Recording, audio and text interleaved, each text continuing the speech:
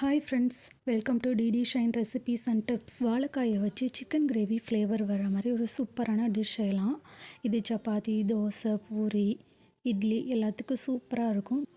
வாங்க வீடியோக்குள்ளே போய் பார்க்கலாம். இந்த டிஷ் பண்ண வாழைக்காயை இந்த மாதிரி ஸ்கொயராக கட் பண்ணி வைங்க. அப்போ தான் சீக்கிரமாக பாயில் ஆகும். 2 மீடியம் சைஸ் வெங்காயத்தை மிக்சியில் அரைச்சி எடுத்திருக்கேன். கேப்சிகமும் ஆனியனும் இந்த மாதிரி ஸ்லைஸாக கட் பண்ணிக்கோங்க. ஒரு மீடியம் சைஸ் தக்காளியை இந்த மாதிரி கட் பண்ணிக்கோங்க. 2 பச்சை மிளகாய் எடுத்துக்கோங்க.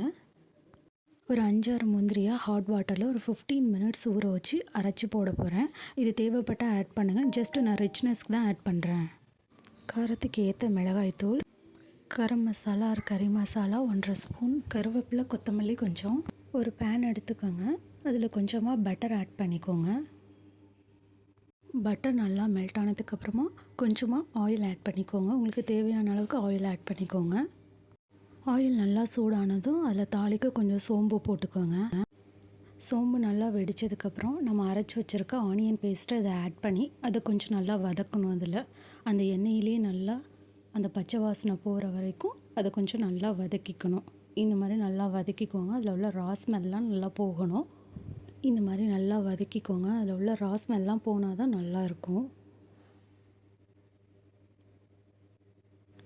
இப்போது இந்த மாதிரி நல்லா வதக்குனதுக்கப்புறம் ஒரு ஸ்பூன் இஞ்சி பூண்டு பேஸ்ட்டை ஆட் பண்ணிக்கோங்க.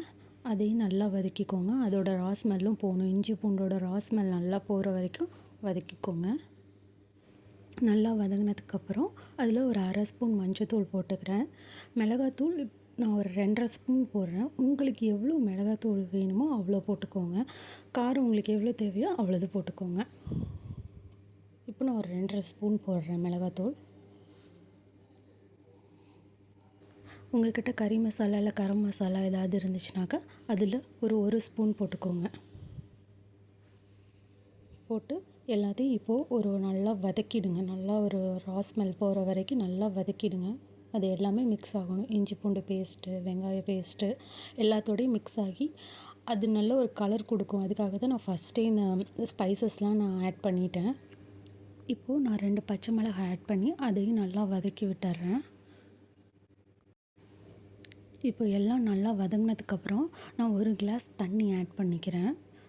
அந்த மசாலாலாம் நல்லா வேகணுங்கிறதுக்காக நம்ம தண்ணி ஆட் பண்ணிக்கிறேன். உங்களுக்கு எவ்வளோ தண்ணி வேணுமோ அவ்வளோ ஆட் பண்ணிக்கோங்க. நல்லா கிரேவி மாதிரி தான் கிடைக்கணும் அப்படின்னா நீங்கள் எவ்வளோ வாட்டர் வேணுமோ அவ்வளோ வாட்டரை ஆட் பண்ணிக்கோங்க. இப்போ நான் 1 கிளாஸ் வாட்டரை ஆட் பண்ணியிருக்கேன்.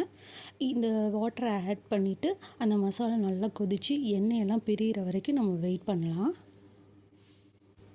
இப்போ பாருங்கள், மேலே எண்ணெயெல்லாம் பிரிஞ்சு தனியாக வந்திருக்குல்ல. இப்போது இந்த ஸ்டேஜில் நம்ம கட் பண்ணி வச்சுருக்க வாழைக்காவை ஆட் பண்ணிடலாம். இப்போது நான் வாழைக்காய் கட் பண்ணிடுறேன். வாழைக்காயெலாம் ஆட் பண்ணிக்கிறேன். உங்களுக்கு எவ்வளோ வேணுமோ அவ்வளோ ஆட் பண்ணிக்கோங்க. இப்போ எல்லாத்தையும் ஒன்றா மிக்ஸ் பண்ணிடலாம். இப்போது இந்த வாழைக்காய் வேகிற அளவுக்கு நமக்கு எவ்வளோ வாட்டர் வேணுமோ அவ்வளோ வாட்டரை ஆட் பண்ணிக்கோங்க. ஸோ இந்த கிரேவிக்கு இன்னும் கொஞ்சம் வாட்டர் ஆட் பண்ணால் நல்லாயிருக்கும். ஸோ நான் கொஞ்சம் வாட்டரை ஆட் பண்ணிக்கிட்டேன். இப்போ இந்த வாழைக்காய் வேகிறதுக்கு தேவையான சால்ட்டு கொஞ்சம் ஆட் பண்ணிக்கலாம்.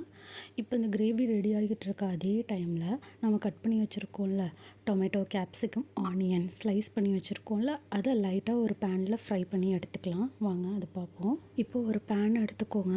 அந்த பேனில் உங்களுக்கு தேவையான அளவு ஆயில் போட்டுக்கோங்க. நம்ம இந்த கேப்சிகம், ஆனியன், டொமேட்டோ நம்ம ஃப்ரை பண்ணுறதுக்கு தேவையான அளவுக்கு ஆயில் ஊற்றிக்கோங்க. எண்ணெய் சூடானதுக்கப்புறம் நம்ம கட் பண்ணி வச்சுருக்க ஆனியன், கேப்சிகம், டொமேட்டோவை ஆட் பண்ணிக்கலாம். ஸோ இதை லைட்டாக நம்ம ஃப்ரை பண்ணி எடுக்க போகிறோம். ஃப்ரை பண்ணுறதுக்கு லைட்டாக அது மேலே நான் கொஞ்சம் சால்ட்டு மட்டும் போட்டுக்கிறேன். ஸோ கொஞ்சம் டேஸ்ட் இருக்கும். நம்ம கடித்து சாப்பிடும்போது அதில் கொஞ்சம் சால்ட்டு டேஸ்ட்டும் வரும். அதுக்காக ஸோ சால்ட் ஆட் பண்ணுறதுனால ரொம்ப நேரம் ஃப்ரை பண்ண வேணாம், வெந்து போயிடும். ஸோ வேகாமல் கொஞ்சம் க்ரன்ச்சியாக இருக்கிறதுக்காக நான் லைட்டாக தான் ஃப்ரை பண்ணி எடுக்கணும். லைட்டாக இந்த மாதிரி கலர் சேஞ்ச் ஆகாமல் ஃப்ரை பண்ணி எடுக்கணும். இப்போது நல்லா எண்ணெயும் பிரிஞ்சு வந்துடுச்சு, வாழைக்காயும் வெந்துருச்சு. இந்த ஸ்டேஜில் நான் அரைச்சி வச்சுருக்க முந்திரியை ஆட் பண்ண போகிறேன். ஸோ இது நீங்கள் வேணும்னா ஆட் பண்ணிக்கோங்க, வேண்டான்னா நீங்கள் விட்டுடலாம். இது நல்லா கலந்து இது கொஞ்சம் நல்லா திக்காகும். அது வரைக்கும் நம்ம வெயிட் பண்ணிக்கலாம் கொஞ்சம் நேரம். இப்போ கிரேவி கொஞ்சம் நல்லா திக்காகிடுச்சு. இந்த ஸ்டேஜில் நம்ம வதக்கி வச்சுருக்கோம் டொமேட்டோ, கேப்சிகம், ஆனியனை ஆட் பண்ணிக்கலாம். இது கொஞ்சம் மிக்ஸ் பண்ணி விட்டுக்கோங்க நல்லா.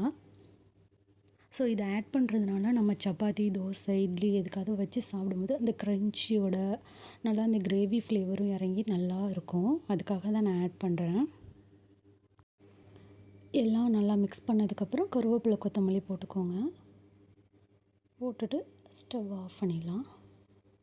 இந்த கிரேவி சப்பாத்தி, பூரி, இட்லி, தோசை எல்லாத்துக்கும் வச்சு சாப்பிட்லாம். நல்லாயிருக்கும். ஒரு சிக்கன் கிரேவி ஃப்ளேவர் நல்லா வரும். நீங்களும் ட்ரை பண்ணி பார்த்துட்டு சொல்லுங்கள் ஃப்ரெண்ட்ஸ்.